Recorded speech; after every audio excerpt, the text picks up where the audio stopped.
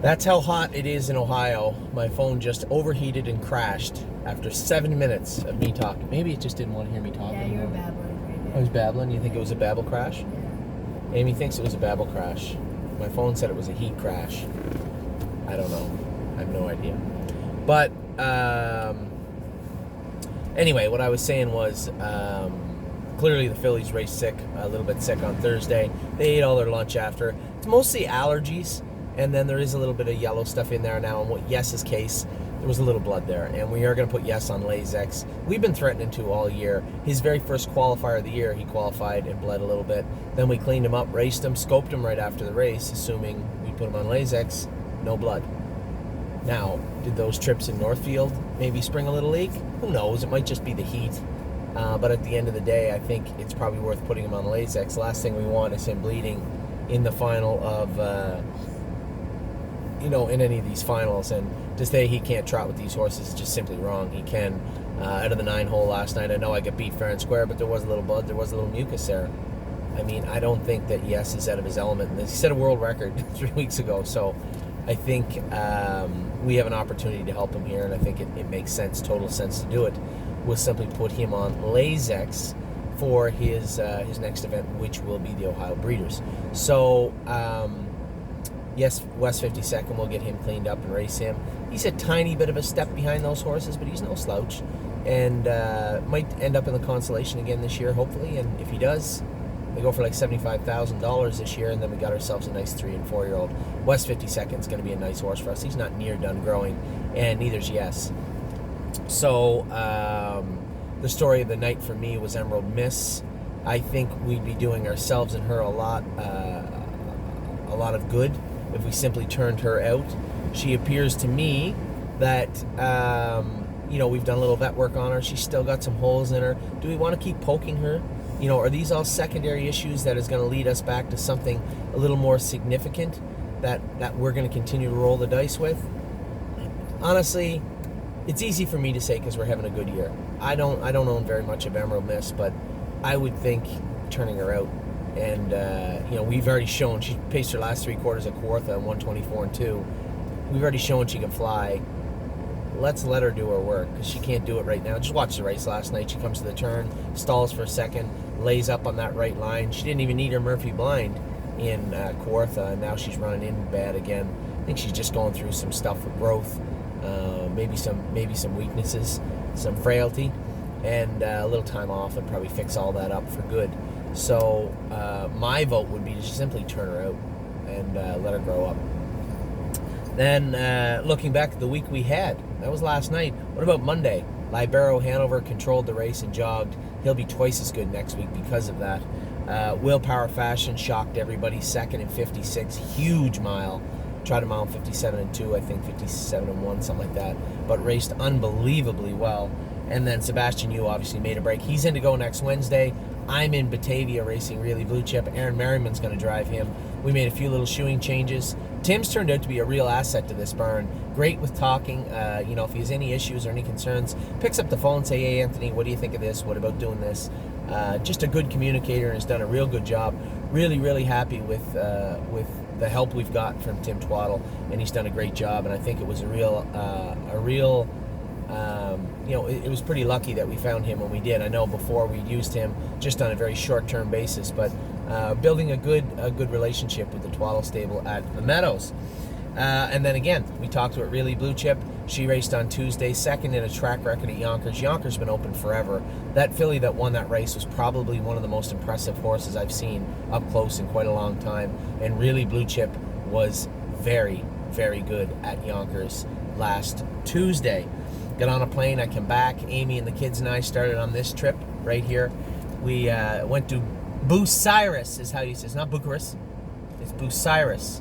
We went to Bucyrus and raced. I picked up some catch drives, which Amy did not approve of, but I had a lot of fun. As I said to the girl that interviewed me in the winter soaking, I'm a small town boy at heart too. I was born in PEI, and cut my teeth on some of the most dangerous tracks in Ontario. So the opportunity to drive at a fair like that was really fun for me.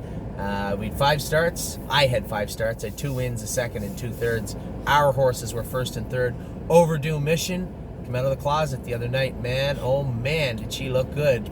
She was working hard. First over and obliterated them. Looked very, very, looked how we hoped she looked, didn't she? Guys, stop. Looked how she hoped how we hoped she would look. And did it before August. So good for her. She's coming in strong with a win in the Buckeye. Next leg, I have no idea where it is, but she'll be ready to go. She was impressive the other day. That same night was Don't Believe Me, Just Watch. He looked awesome. Now, Giddy Up Max looked good too. I think Phil maybe thought you could move him like that, and you would. As a driver, he drove the horse perfectly. As somebody who knows Giddy Up Max, can't do that with him. He's not a two-move colt, especially in 54. He's a colt that you run up on a helmet, climb over top of them, he'll pace down the lane, or even a little longer than a quarter of a mile, as he did in his race before that. But I think Phil knows that now, and I think he'll drive him a little bit differently next time. But looked impressive. Not quite as impressive as Don't Believe Me, Just Watch. First over grind from out of 6th and winning 53-1. Horses don't do that, not little horses like him. And he was extremely impressive. Just one of the many surprises we've had this summer, and he is definitely one of them. And then the next day after Bucyrus, we left and went to Columbus and stayed overnight. I get up, went to Philadelphia. I got to drive our girl, Rose Run Versatile. Track's about that deep in Philly. Both Path of Totality and Rose Run Versatile were flip-flops. Even worse for Path of Totality, it poured rain. So they had the complete opposite footwear they probably should have or could have had on. It isn't like you can just switch out boots for sneakers. I mean, these horses have to get used to these shoes, and I wouldn't have switched them, and I didn't. But Rose Run Versatile dug in deep and really raced well considering the footwear she had on for the surface she was racing on. And also, Path of Totality raced well. Looked like a nice filly that beat her. I think she's got a bright future ahead of her. So does Path of Totality. But I suspect that the other filly will find her way out of the Stallion Series at some point. Also, a huge mile for Just For Me and You, or Just For Me New, as the announcer called her when she came on the track. Just For Me and You was awesome. She's not far from the winner's circle, that filly. She looked great. Miss Mischief Maker's coming back home. Just not quite mature enough just yet. Lots of racing left for this filly. Bring her home. Go easy with her for a month. She's got October and November stake races also, if she happens to put it all together by then. Lots of time. Not to mention, we're going to keep her. She's going to be a nice 3-year-old. Filly's got her head on straight. Physically, she needs to grow up, put a little more muscle on. That'll come. And then Thursday night, we raced the fillies. They all were obviously a little bit under the weather, but that's how good they really are. A win, 2 seconds, and a 5th. Spend that money. Got beat fair and square by a filly that was second at Globetrotting and looked really good the other night. Looked really good in her first start. And then also, James put Compass Rose DC on the front again. He's determined to turn her into a front runner, I guess. She's never been any good on the front in her life, but she still gutted it out. But that's how tough our horses are too sometimes. They know, Oliver, they know when they come to the head of the lane what their job is and what they're supposed to do. And she really kicked home as hard as she could, considering she too had some mucus in her airway.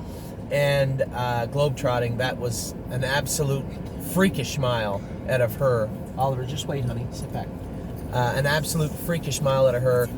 She should not have been able to do what she did. You guys couldn't see in the replay. I watched the replay. You can't tell. I'm minimum 15 lengths off the gate when they say go. Most horses burn themselves out trying to catch up to the field. I had her throttled back so I could just catch up nice and easy. I didn't want to bottom her out, and she was so polite to do it. I caught up to the field, sat on the 10 horses back for a little bit, got him out and moving, flushed him first over. If he grinds up to the lead, I'm a winner for sure. But he couldn't keep going. He dropped her in the 3-hole. The guy in the 2-hole came out, and I thought I was being clever. Dropped her down in. I ended up running up into a blind switch and had to move her back over. But she shouldn't have been able to do a third of what she did off what happened. And it wasn't her fault. She just shied away from the ambulance and the people at the fence. They're right up against the fence, and we had the outside post right against the fence. She saw them coming, and she was very, very timid, and then finally just jumped sideways and made a little break. Amy says I'm babbling. I'm going to kick her out of the car. They can't see it. It's backwards. Joke's on you. So, a big mile from her. And then Ailsun clearly just ran out of air. Was going a good mile. Was probably going to be first or second had she not run an air in the last turn and run sideways. But, stop you. And, you don't realize I'm doing a video. You expect, no, you want me to talk to you and then I talk to them later? Or no, you give up? Okay, good. So Friday morning I get up, race, knock down, drag out. Probably showed one of the most gritty performances of a 2-year-old trot. Take a look at the races and the race from Philadelphia. All the horses making breaks in all different types. It's not a good track and not a good surface to race on. This filly was sore. Watch the replay. She's out of gear the entire mile. Still gritted it out. Was coming to the leader in the last turn. I just let her trot down the lane. I didn't want her making a break because everybody else had. And just a gritty performance. I did not know this filly was that deep. I talked to Andrew. Andrew loves her, thinks she's a world-class filly. But I didn't think she was that deep. And what she did on Friday afternoon was one of the most impressive miles I've seen. Tough and focused miles I've seen at a trotter in a long time. And then before that, my buddy boy, Harness AM, thought she should have been a winner. Kind of ran out of steam halfway down the lane. I blame myself. I couldn't see that everybody was on the run behind me. There was only 4 in the race. I probably could have backed in a bit down the backstretch. But when I cut her loose in the backstretch, she felt like a 56 winner. Easy. And then she just kind of run out of steam. Not the end of the world. She's still a heavyweight. She's still racing against the best horses and is a very, very good filly. And certainly for what we paid for, I think we did pretty good with our girl, Harness AM. Then I got to Ohio last night. I knew when I pulled into Ohio last night, it was going to be a coin flip. Was it going to be a mess or wasn't it? I knew right around the 7/8 pole, right around the 3/4 pole with West 52nd that we were going to, what's going on? No, he can wait. Sit down, you. Ollie's terrified he lost his Lego car. You're going to have to wait. You sit down. Now you're going to have to wait for your lead pad, too. We're leaving here in 2 minutes. 2 minutes. Be a good boy. So, I knew we were in trouble last night when I got there at 3/4 pole, West 52nd. I said, oh no. Phillies last night, West 52nd. What are the chances that Yes and Emerald Miss aren't sick? Somewhere around 0. I had to drive Yes the way I drove him because, as I said to Amy last night, I can't assume he's sick, right? I can't go out and assume I'm driving a sick horse. Either drive him or don't. And I had to drive him. He ended up 6th, I think, and raced his heart out. A little bit of mucus, a little bit of pimples, a little bit of blood in him last night. We can fix all that up. You be quiet back there, baby. And Emerald Miss, of course, we talked about her. So that is the week. Oso Pine, I left it in Jason's hands. I said, listen, he's got the 8-hole in Ohio. Scope him this afternoon. If there's mucus in there, just scratch the horse. Take him all the way there to know. We all know what's going to happen out of the 8-hole in Northfield with a sick horse. Just scratch him. He's going to Illinois next week anyway. So I don't know if Oso Pine is going to. Well, you guys aren't even seeing this till Monday, so you already know. So I don't know if Oso Pine's going to race tonight or not. Sunday I'm off. We got some horses racing in Ontario tonight in the grassroots. We have some horses racing Sunday in Georgian. Wednesday, really blue chip. Friday, we have horses in the Meadows, Willpower Fashion. All the Arden horses are racing Friday afternoon to Friday evening. And so is Knockdown Drag out in the Meadowlands. I got a decision to make where I'm going to go. We'll see how that shakes down in the coming days. Obviously, I want to talk to Andrew. This filly's got a couple of foot issues. Nothing structural. Just she had a quarter crack. Her feet are really hurting her. Andrew's doing a great job. Him and I talked at length yesterday about how we're going to attack this. And I don't have to talk to Andrew about it. Andrew's a good enough horseman. He knows what to do. He's a great horseman. He's got her under control, and she's got herself under control. I can't say enough of how impressed I was with this filly's demeanor yesterday. Baby. Anyway, we're off now. We're going to go to a water park this afternoon. I'm going to go to the Detroit Daggers game tomorrow. This is what I love about summer. Coming here with my family, racing horses all week. It couldn't have worked out better. Get the weekend off. Ollie's birthday on Sunday. And then we're going to put a tongue tie on Adeline. I'm going to try her with a tongue tie today. Okay, you. We're going to have a great time for the rest of the week. So that's the opening for this week. We'll be back, not right now, after a while, a long while. We'll talk about all the babies. We'll talk about a top 10 or 15 list. We'll talk about all the stables. Take care.